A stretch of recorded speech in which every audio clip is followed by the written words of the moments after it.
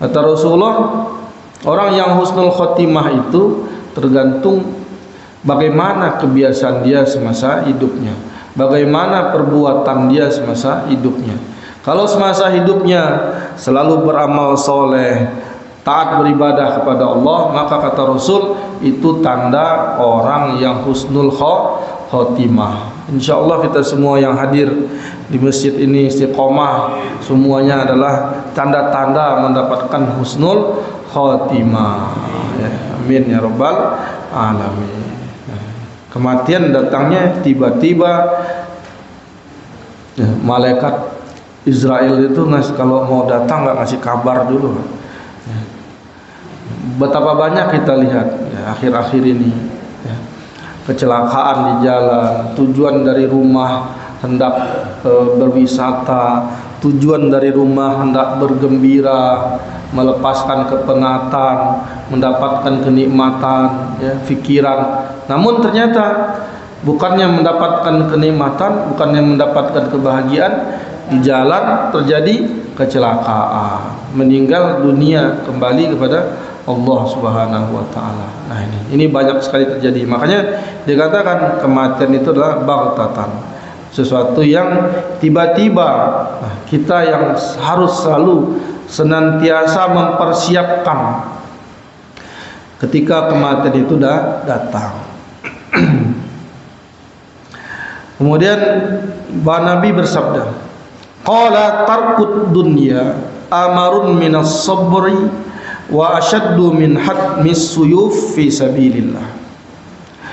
Bahasanya Nabi mengatakan tarkut dunya, meninggalkan dunia itu amarun minas sabri, lebih pahit daripada perasan pohon yang pahit. Berat hati meninggalkan dunia. Kalau dunia sudah di hati berat rasanya, sudah melekat. Ketika hilang sesuatu, luput dari tangannya, begitu menyakitkan, sakit sekali hatinya. Bahkan lebih berat dari tebasan pedang di jalan Allah Subhanahu wa taala. Wala yatrukuha ahadun illa a'tahu Allah misla ma yu'ti syuhada. Dan tidaklah seseorang yang meninggalkan dunia karena Allah, pasti Allah akan memberikan ganjaran kepadanya seperti seorang syuhada. Wa tarkuha, dan meninggalkan dunia itu ialah qallatul akli, sedikit makan. Jangan sedikit-sedikit makan, sedikit-sedikit makan. Ya, kalau Rasul itu sedikit makan, para sahabat sedikit makan, banyak puasa. Kalau kita dikit-dikit makan, dikit-dikit ngemil, apa aja ada dimakan. Ya. Tadi baru makan bakso, dikit ntar lagi makan bubur ayam, ntar nyemil ini nyemil itu. Makanya para sahabat Rasul dan para sahabat itu sehat ya. Ya, karena sedikit makan, karena makanan ini menyebabkan sakit. Ya. Masya Allah. Ya. Meninggalkan dunia itu sedikit makan. Ya. Wa syab'i, dan rasa kenyang. Ya. Wa bughdu as-sana'i minan nas, benci dipuji sama orang. Ya. Kalau senang dipuji sama orang, ini namanya hubbud dunya. Ya, kalau orang yang tidak hubbud dunya, dia tidak senang dipuji. Ya. Fa inna man ahabba sana minan nas ahabba dunya wa na'imiha. Karena sesungguhnya man ahabba sana, siapa yang senang dipuji oleh orang, maka sesungguhnya dia lebih mencintai dunia dan kenikmatannya. Wa man sarrahu na'im kullu na'im falyad'ad dunya wa sana' minan nas. Dan siapa yang dibahagiakan, dan siapa saja yang dibahagiakan oleh nikmat yang paling nikmat, maka hendaklah ia meninggalkan dunia dan pujian dari orang. Kalau pujian kan diarepin, dia harap pintar dipuji. Kalau enggak dipuji sakit hati. Gitu. Ya lebih baik enggak senang sama pujian. Ya, gitu. Udah biarin aja orang mau muji atau enggak, kita tetap beramal soleh, terutama dalam kita membantu orang-orang yang duafa, dalam kita bekerja melayani masyarakat, ya, ikhlas karena Allah, tidak mengharapkan pujian. Baik, itu saja mungkin kajian kita pagi ini. Kita bisa buka sesi tanya jawab. Assalamualaikum warahmatullahi wabarakatuh. Waalaikumsalam warahmatullahi wabarakatuh. Ustaz, saya mau nanya, dengan adanya kita ini di dunia ini kan kita hidup harus dengan uang gitu. Uang itu kan untuk kehidupan kita. Tapi pada intinya uang itu memang kalau enggak bisa mengendalikan dalam mengamalkannya itu juga akan menjadi bencana. Terus bagaimana supaya kita selamat dalam kehidupan dunia ini, biar dunia juga selamat dan akhir juga selamat? Bagaimana caranya supaya kita bisa melaksanakan kehidupan ini yang diharapkan dunia juga selamat, akhirat juga selamat? Bagaimana kiasnya? Assalamualaikum warahmatullahi wabarakatuh. Waalaikumsalam. Allah Subhanahu wa taala, ya, agama Islam adalah agama yang sempurna. Allah tidak hanya memerintahkan kita sholat saja, di masjid saja, zikir saja. Di dalam surat Al-Jumu'ah di situ dikatakan, fa idza qudiyatis sholati min yaumil jumu'ah fas'au ila dzikrillah wa zarul bay'.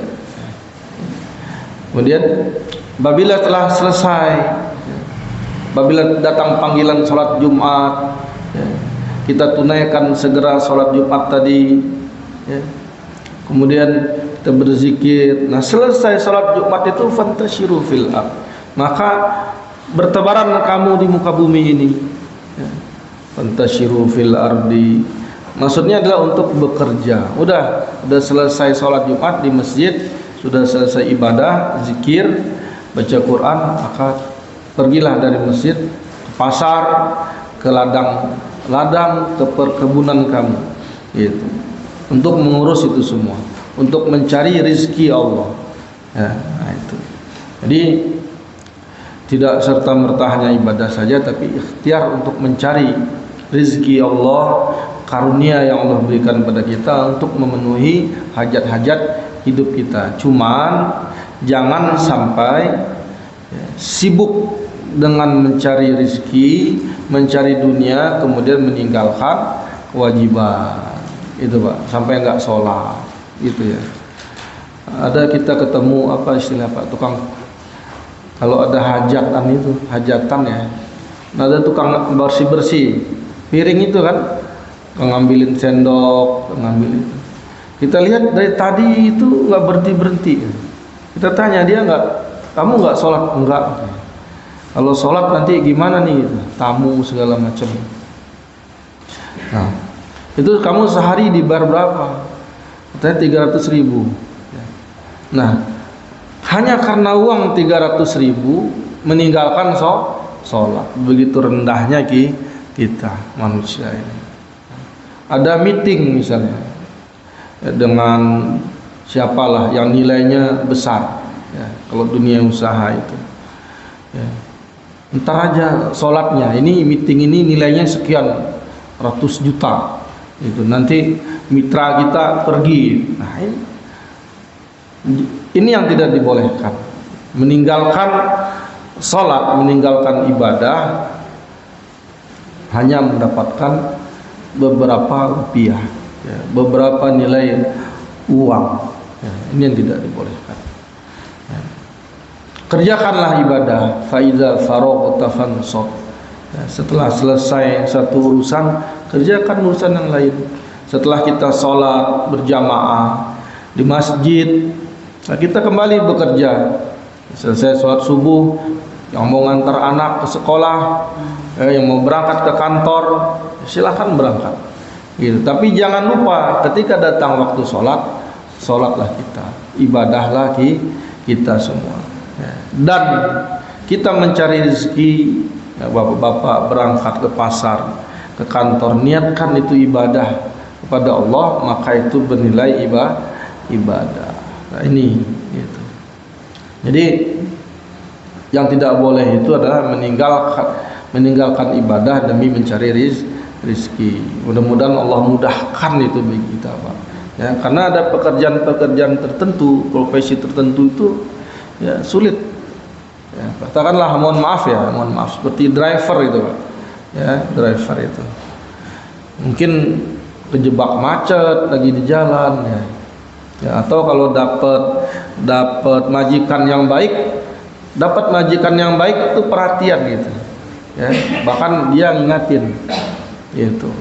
Nah, kalau majikannya non muslim, bikin MOU dulu, perjanjian. Kayak kemarin jemaah saya itu, Ustaz, saya mau jadi driver gitu kata dia. Nah, cuman saya udah interview gitu. Interview saya katakan, mau nggak gitu. Kalau pas waktu sholat saya minggir dulu, saya mau sholat gitu. Nah ini tidak diiyakan oleh pihak calon majikan. Akhirnya dia nggak jadi, Pak.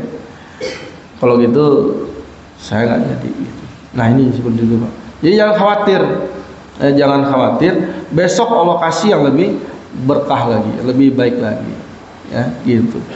Nah, ini banyak terjadi di kaum muslimin, kerja jadi driver sama majikan non muslim gitu ya. Karena untuk ibadah sulit ya, karena dikejar-kejar waktu untuk meeting dan segala macam, akhirnya dia berhenti. Ini yang luar biasa gitu. Dan dia yakin ya, bumi Allah itu luas, rezeki Allah itu luas. Rezeki saya nggak cuma di sini gitu. Kembali kepada hatinya lagi, kuat nggak kemauan dia, yakin nggak gitu ya. Nah, cara jadi seperti itu, mencari rezeki kayak di kampung itu, Pak. Petani, orang yang ke sawah itu ya, kalau udah matahari tepat ya, di kepala itu sudah selesai ya, mandi di sungai, bersih-bersih. Nah, kemudian ngambil air sembahyang, nah, udah condong dia sedikit, dia sholat ya, di tengah batu itu ya, batu sungai besar-besar begitu ya. Nah, caranya gimana kita supaya selamat di dunia ini? Caranya yang ngaji, nggak ada lagi, Pak. Caranya hadir di majlis taklim, di majlis ilmu. Beda rasanya, Pak. Beda orang-orang yang rajin di majlis ilmu sama orang yang nggak pernah ke majlis ilmu. Kalau orang yang rajin ke majlis taklim begini tertata rapi, Pak. Rapi kehidupannya itu ya. Itu. Yang dia makan juga dia pilah-pilih gitu. Cari rezekinya dia pilah-pilih. Ya, ini halal, ini enggak, ini halal. Kalau orang yang enggak ngaji, Pak, antam kromo aja. Enggak peduli yang dibawa pulang itu duit hasil nipu ya. Duit hasil bohong, enggak peduli, yang penting dia pulang bawa duit. Tapi kalau orang ngaji enggak. Dia ingat tadi pengajian begini nih. Kalau makan uang haram ya, tumbuh di tubuhnya itu mengalir daging yang haram. 40 hari satu suapan yang haram itu 40 hari ibadah kita tidak diterima. Ini 40 hari belum selesai dicuapin lagi 2 suap, 80 hari. Belum lewat 80 hari suap lagi 3 kali. Bapak 4 kali 3 120 hari. Kalau setiap hari haram terus, ya wajar saja. Semakin keras hati anak, semakin bandel istri, suka ngelawan. Apa yang kata suami nggak pernah diikutin gitu. Ya, keras. Kita sendiri buat sholat berat hati karena sudah mengalir di dalam darah daging itu makanan yang haram. Jadi caranya apa? Ngaji, Pak. Majlis taklim. Jadi bersyukurlah bapak-bapak, ya ibu-ibu yang suka ngaji ini, saya yakin ya, orang-orang yang ngaji itu orang-orang yang baik. Ya, orang-orang yang taklim itu orang baik. Di mana saya lihat, ya saya lihat orang-orang yang ngaji di majelis taklim itu orang baik. Muamalahnya baik, gitu. Ya, saya ada majelis taklim di pasar Cipulir, Pak. Itu pedagang semua, ya. Gitu. Nah saya lihat mereka dalam muamalahnya baik, gitu. Dagangnya jujur, ya, tidak bohong, apa adanya, bagus dibilang bagus, kualitas begini bilang begitu. Gitu. Tapi kalau kita ketemu pedagang yang enggak ngaji, Pak, luar biasa, iya kan? Coba ya Allah, alamin, susah itu kita. Pokoknya yang penting barangnya jadi dibeli, gitu. Sama kata-kata tadi udah ditawar orang di sini. Kita pernah sering ketemukan, ya kan? Padahal nggak ada yang nawar dari tadi, gitu. Ya, bagus aja kata dia. Ya kan? Kita kalau ngikutin omongan orang dagang yang nggak jujur, yang nggak ngaji, ya kita bisa terpedaya. Kalau sudah melihat orang seperti itu, apalagi bersumpah, wallahi, gitu, katanya, ini dibeli harga sekian-sekian, gitu. Pakai sumpah udah jangan beli, gitu. Ya. Gitu. Jadi kalau Bapak bertanya bagaimana supaya bahagia hidup, dalam semua hal, dalam semua aspek, ingin bahagia adalah hadir di majelis taklim. Kalau yang sholat mungkin kita lihat banyak, Pak, yang sholat. Tapi kenapa banyak yang korupsi? Sholat sebentar, Pak, ya, 5 menit selesai. Ngaji ini lama, ya kan? Kita dari jam berapa tadi? Dari jam 5 sampai jam 6 masih duduk kayak gini aja, ya. Makanya nilai ngaji itu, majelis ilmu itu, ketika kita meninggalkan majelis taklim, maka hapus semua dosa-dosa kita, ya, gitu. Dan insya Allah hidup kita lebih baik, lebih tertata rapi dan berbahagia dunia dan akhirat. Makanya jangan tinggalkan majelis ilmu, gitu. Kalau kita sakit badan, perginya ke dokter, Pak, ya. Kalau sakit badan, dokter. Tapi kalau hati kita, ya, banyak penyakit, itu obatnya adalah para ulama. Kalau perbuatan kita tidak baik, obatnya adalah para guru, para ustadz, para alim ulama, para anbiya, gitu, Pak. Astaghfirullahaladzim, astaghfirullahaladzim, astaghfirullahaladzim. Hamdan yu'afi ni'amahu wa yukafi'u mazidah. Ya Rabbana lakal hamdu wa lakal syukur kama yanbaghi jalali wajhikal karim wa azimi sultani. Allahumma salli wa sallim wa barik ala nabiyyina Muhammadin wa ala alihi wa sahbihi ajma'in. Allahumma ighfir lil muslimin wal muslimat wal mu'minin wal mu'minat al ahya'i minhum wal amwat innaka sami'un qaribun mujibu da'awat ya qadiyal hajat.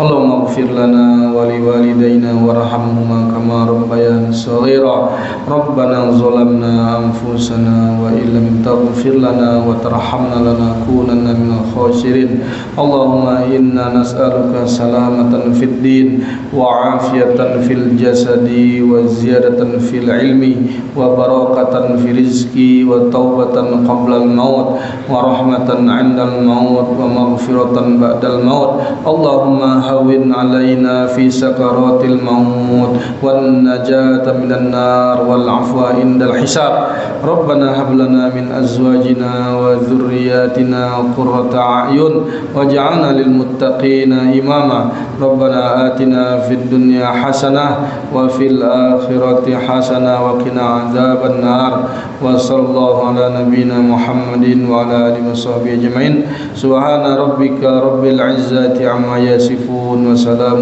على المرسلين والحمد لله رب العالمين.